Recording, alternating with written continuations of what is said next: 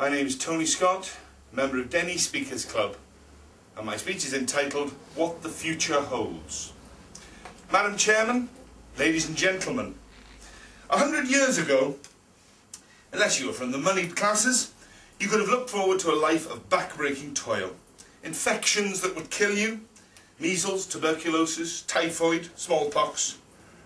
If you made 50 years old, you were lucky. If your children all survived, you were lucky. If your family had not experienced hunger, you were lucky. But after 2 devastating world wars, things began to change. We evolved as a people.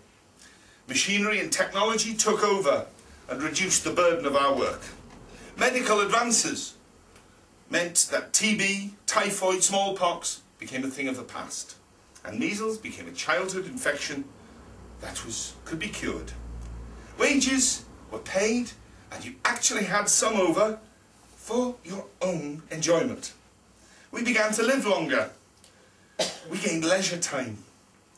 Childhood mortality dropped, and nobody starved. A great protective arm was put round society. We know what we call it, the National Health Service. The 60s was a decade of massive development and change. Free love and the flower power. Wonderful times. Mind if you can remember it, you weren't there. The 70s had its problems. 3-day week, industrial unrest, and our economy was still expanding. In the 80s, we got on our bikes and said goodbye to the family ties. We became yuppies, dinkies. By the 90s, we had started to question some of the changes, and we started to take stock. Heavy industry was gone. The extended family was gone. We were exceeding our 80 years. We were making it to 80 and 90 years old. And the millennium approached. We waited with bated breath. But the computers didn't stop, and the planes didn't fall out of the sky, and we breathed an enormous sigh of relief and laughed at all the technos. We stood there on the threshold and gazed out into the future, knowing we had arrived in the new millennium as a fully developed and caring society. Had we? The old lady in Broomhouse, who's bedridden. All she wants to do is talk to somebody, but nobody comes. The old man on the 9th floor, he's got asbestosis. Hasn't been outside for 9 years. The couple who were mugged for a £5. They're terrified when the doorbell rings. How have these people slipped through this protective net? Where is this protective arm of society? Where are their families?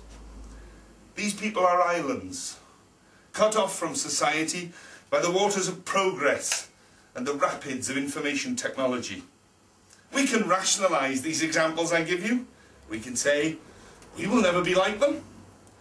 We have people networks.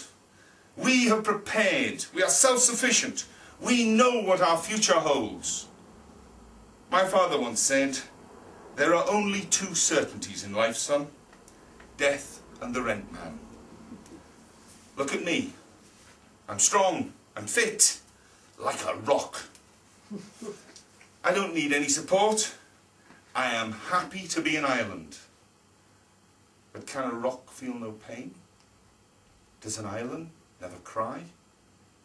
Be aware, ladies and gentlemen, it's coming to us all. So please, let us really evolve and become the caring society we thought we were.